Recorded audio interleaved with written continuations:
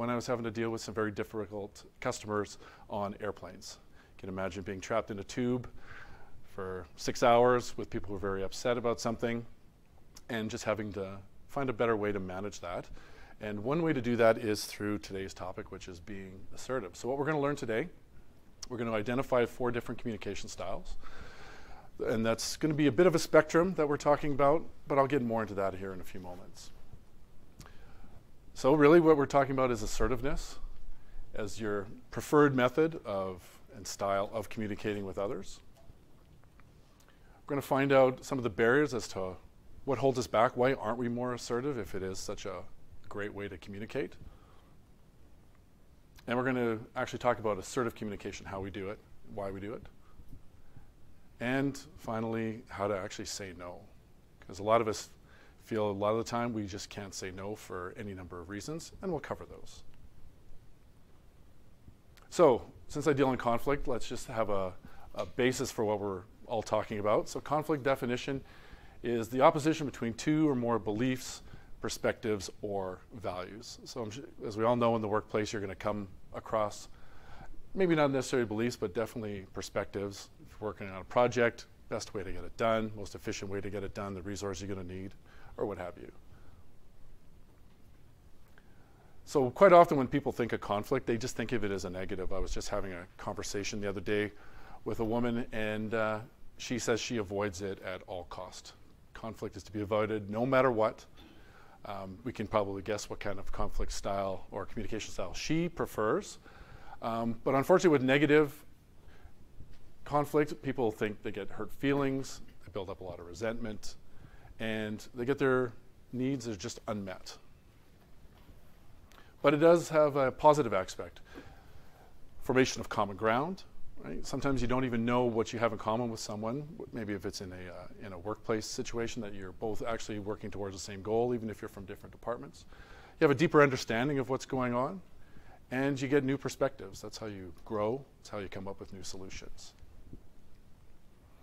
And it's normal, it's healthy, and it's necessary. So 4 types of communication styles. These are not to be confused with personality types.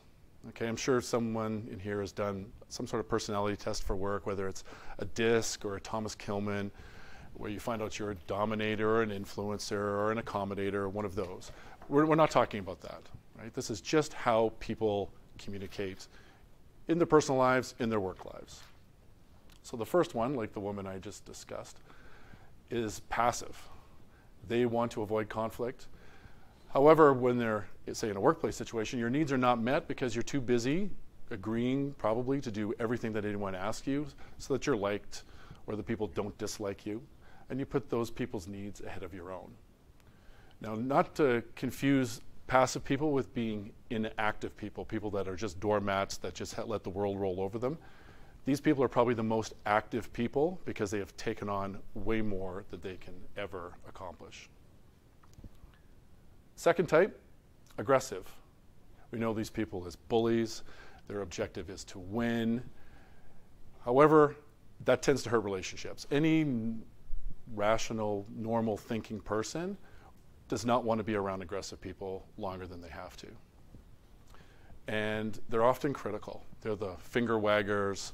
They're the ones that stand over your desk and bear down on you so that they can get their way because the object is to win. Now, sort of in between these two, we have the passive aggressive. So these are people that deal with the anger from the aggressive style, but they also have a lot of fear.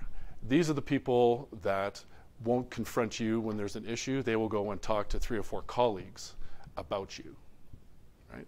They will be the people that say, yeah, I'll take on that project, sure, no problem. And then they won't do it. And then when you go to talk to them about it, they're like, oh, geez, I'm so sorry, I just forgot about it. And they sabotage you that way, okay? These people are afraid of responsibility and they will avoid it at all costs. And they won't confront their own issues. So if you think of this as a continuum with passive aggressive sort of hovering back and forth between the two, assertive is not on the continuum. It's actually above it because it's a whole different way to communicate. Assertive people are responsible for themselves. They go with their own thoughts. They don't worry about the judgment of others. And they acknowledge the other person that they're dealing with has a role in the communication, right? That they have their own thoughts and ideas and opinions about what could happen.